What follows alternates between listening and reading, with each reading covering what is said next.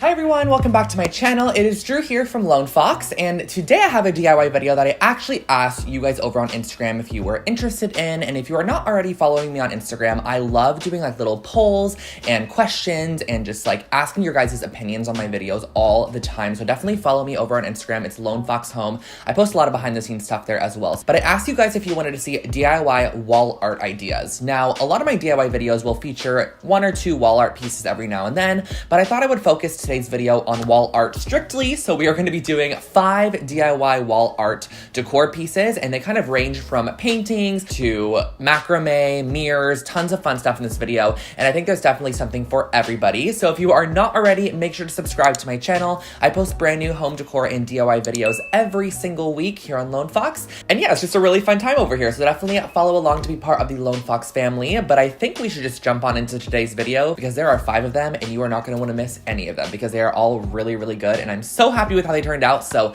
let's get started. Let's kick off this video with something super simple, and we're going to be creating an abstract art print with this gold frame from Target. It is actually inspired by this one from Anthropologie that was $598, and it's not for sale anymore, so I wanted to create a replica version. So what I did was I pulled out the insert picture that was already in the frame prior, and I traced it onto a piece of white butcher paper. This is actually the paper I use to film all my videos on top of, so the white background you guys are seeing is actually just on top of a table. So I'll link that roll of paper below, and then I'm using a bit of the golden carbon black paint. This is from Joann's Fabrics. I put it in a cup, used a watercolor brush, and added a bit of water just to create my very own like stark watercolor effect. And I pulled up the photo for reference and kind of just very free-handedly created some loop-de spirals and lines and just kind of followed the pattern that they did. But you can totally freehand this as well and kind of give it your own look and design. The only thing I suggest is to make some of the lines a bit thicker than the other ones. So as you can see here, I'm going to be thickening up this line and making it a little bit darker. Of course, the less water you add to your paint, the darker and more opaque it's going to be. So I kind of created a couple different concoctions of paint and watercolor to make a nice little mixture because I wanted a gradient kind of watercolor effect, and that is exactly what I did. So I'm just going to go around and kind of fill in the lines, thicken them up wherever I feel like they can have a little bit more interesting element, because I did want this to be a primarily like black and white print with not that much gray. And then once you are completely done, you can just reconstruct your frame however it tells you to do so, or however you're supposed to. I actually added the mat down just for an extra like thick support in there, and then put the back on there, fastened it shut, and that finished off this little abstract art print.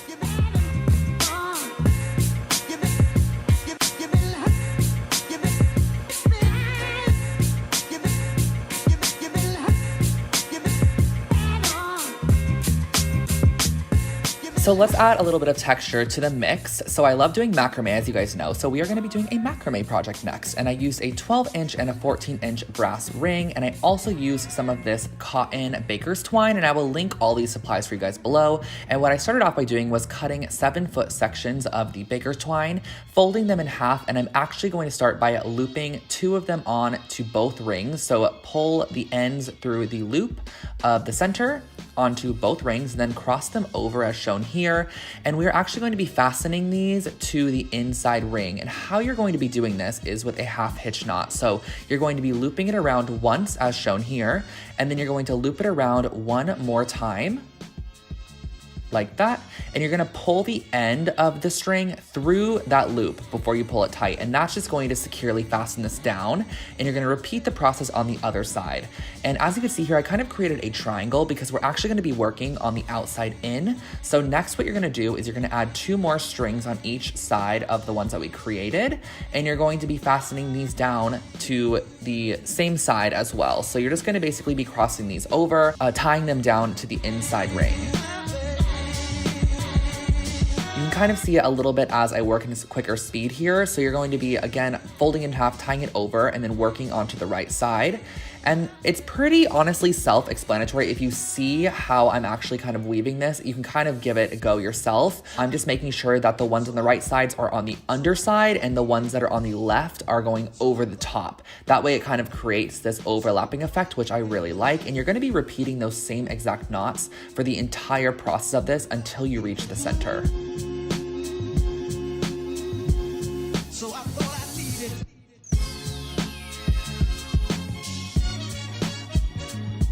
Once you get closer to the center, you're gonna, again, repeat the same process. You're gonna know when you can stop, basically, when you reach the identical center so that everything kind of fits there. And you can adjust all the strings if you would like. And then what I did was I slipped them under the large ring because I thought this added a little bit more of a dimensional element to it. And then I gave it a little bit of a haircut with a pair of fabric scissors. So I just cut these with a good blunt chop at the end. You can cut them however you'd like. You could do a little chevron shape, or you can cut them straight as I did here. And then I also, on the back side of the top, just added a little bit of a loop for hanging. And I think this turned out such a cute macrame project, and it was super easy to create.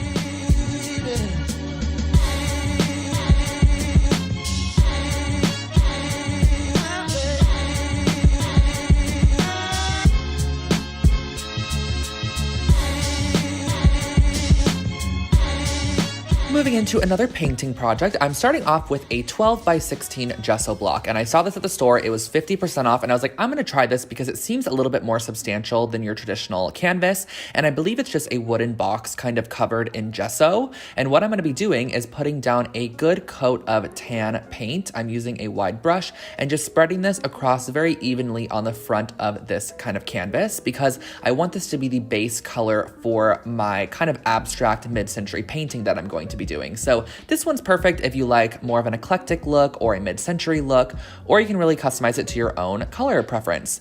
And what I'm doing next is I'm going to be measuring 1/2 inch away from the edge on kind of like the bottom third. So I'm going across the entire bottom, and I'm also going up the side. So you're gonna see in a second here exactly what I mean by that, because I'm gonna be taping off, and I just wanted that line to be kind of a guideline. So I'm taping off just the bottom section. That way we have a border, and I'm going in with this Craft Smart dark yellow paint, and I'm gonna be doing a couple coats of this on the bottom side, and we're also going to be freehanding kind of a squiggly line at the top. That's why I didn't end up taping off the top section, because you're gonna see me freehand a squiggly line in a second here. So here we go. I'm just kind of doing a arched, almost like bubbly, cloudy looking effect, and this is just to kind of give a bit of movement to more of the sharp shape around the edge. And once that's dry, I pulled off the tape and I pulled out that carbon black paint. I highly suggest investing in this because it is such a pigmented black paint. And I'm just going to be creating a series of kind of random dot square shapes on the left side, and I'm only doing it to 1/2 of the canvas.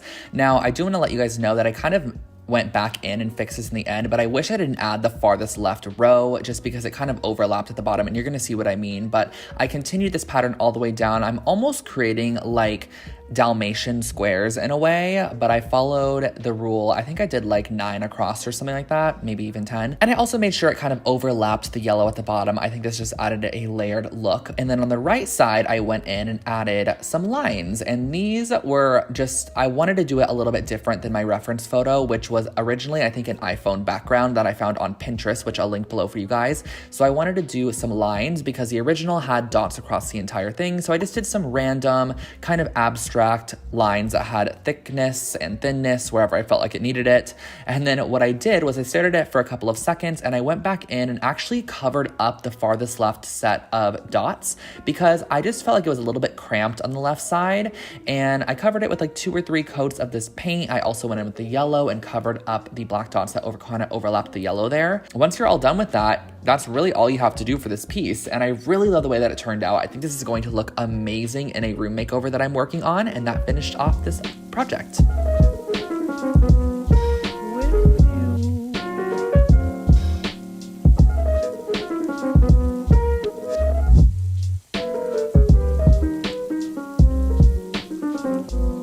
I wanted to throw a mirror in the mix, and one of you guys actually DM'd me this, and I cannot find the original DM anywhere. So if you DM'd me this, I'm sorry, but I love you for DMing it to me. So what I'm starting off with is a round mirror. I've had this in my stash for a while now, and I'm actually getting these 2 pieces of 12 by 12 chipboard, which is essentially like compacted cardboard. It's just very, very, very, very thick cardstock essentially. And I'm cutting it out to be the width of the middle of the mirror, and also to be however tall you want it to be. So I'm cutting this one out to be about 14 inches wide by 7 inches tall, but I just suggest measuring it to whatever mirror you are using.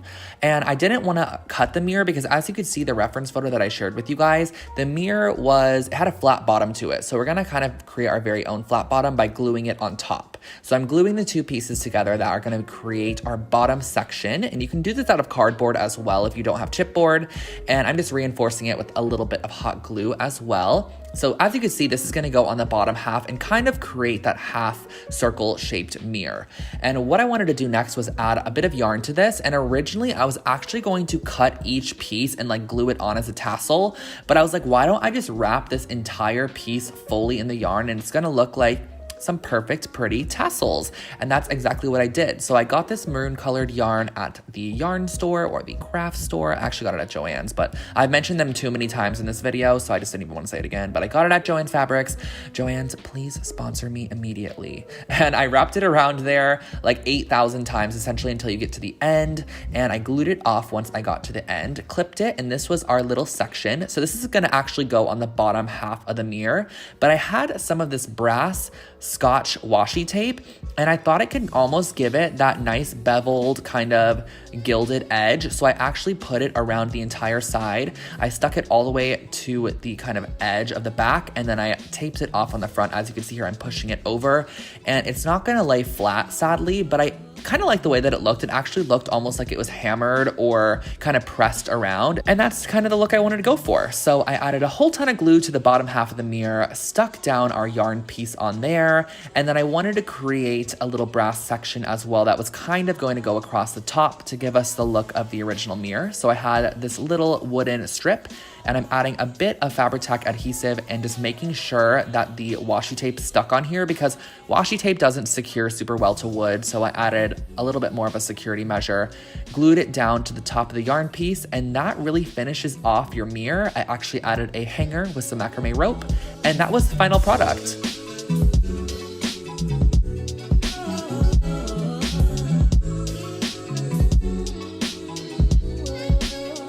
And saving one of my favorites for last, I'm going to be recreating these Anthropologie wall baskets that literally retail for $98. I'm scared. And I'm going to start off with the base of a Target placemat. This was $5.99 at Target, and I'm using the macrame rope that you guys see me use all the time. I'm cutting it into 6-inch sections, and I'm going to be looping these into the sides. Very, very similar to that fringed wall mirror that I created that you guys literally love. I cannot believe how many of you guys actually recreated that. So the way that I'm doing this is I took my placemat and I'm using a crochet hook, and I'm going to be pushing it up through that kind of natural material. I don't even know what this is made of, actually. Through the natural material on the side. It's very easy to put through, and then you're going to loop through your tassel and just pull the ends through. So you're going to be creating these tassels around the entire edge of this piece.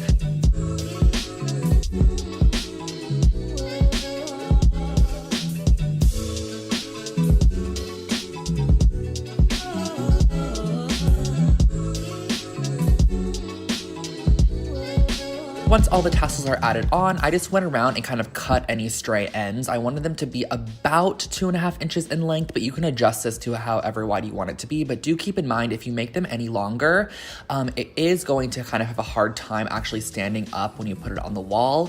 So what I'm next gonna be doing is unraveling each piece of rope. So I'm gonna be unraveling all 3 cords that make up the one macrame rope. And I'm gonna go all the way around and repeat this process once again. Once you're done with that, take a pair of tweezers and kind of fray those edges. This is how you're gonna get that really fluffy, very similar look to the Anthropologie one. And I'm gonna just be fraying those. You're just gonna kind of comb through. You could also use a comb if you have that, whatever is easiest for you. I just had tweezers on hand, so I frayed the edges of all of our strings. That way you just get a ton and very voluminous edge to this. And once you are done, you can add a little loop on the back like we did with all of our other projects. That way you could hang it on the wall, and that finishes off your wall basket.